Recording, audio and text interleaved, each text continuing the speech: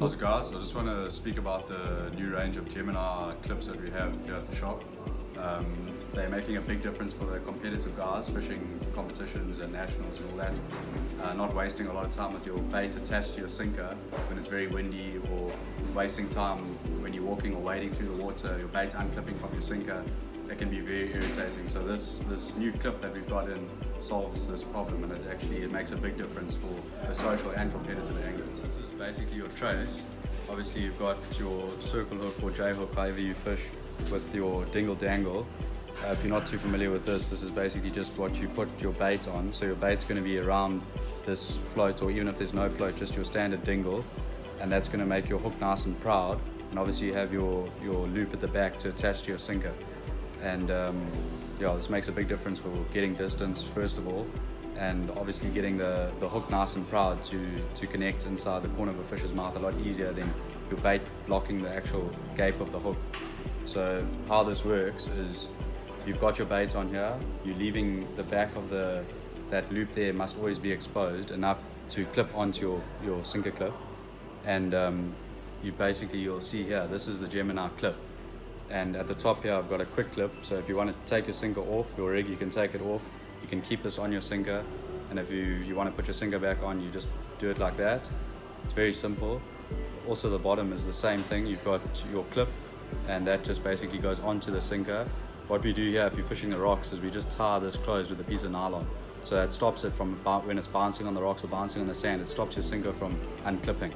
And that's quite a crucial part, because some guys get frustrated of losing sinkers and stuff, and that's just from when it's bouncing on the sand or bouncing on the rocks. It can unclip itself, but if you tie it closed with nylon, it's 100% fine. So when you go to attach your dingle to your sinker clip at the bottom here, you'll see how this loop from your dingle just slides into the groove of that clip here, just like that. And you push the bottom piece like that, you just slide that down, and you'll see how that actually locks in there. It can't come out because there's a piece of wire there that's actually locked it inside. So now the only time that this is going to unclip is when your bait actually hits the water. So when your sinker hits the water, the force of the water pushes this part up of the clip here. You'll see it pushes it up, and you'll watch, if I do it slowly there, you'll see how that metal piece at the bottom actually pushes your dingle out. So it pushes it out. And like a normal sinker the guys use, just a normal sinker with a clip, you'll see here, if I attach that like that, it's all good, it's all fine, until you're going to wade or something, and if you're bouncing around, it's very easy for this just to come off. And if there's a lot of wind or whatever and you throw, and that hits the water, the tension of your bow from the wind, your bait will hit the water, it'll go down, and the force of your sinker hitting the sand, there's still a lot of tension on your line, it's not going to let that thing unclip. So you're going to sit in the water for an hour or whatever, and you wind back and your bait's still attached to your sinker.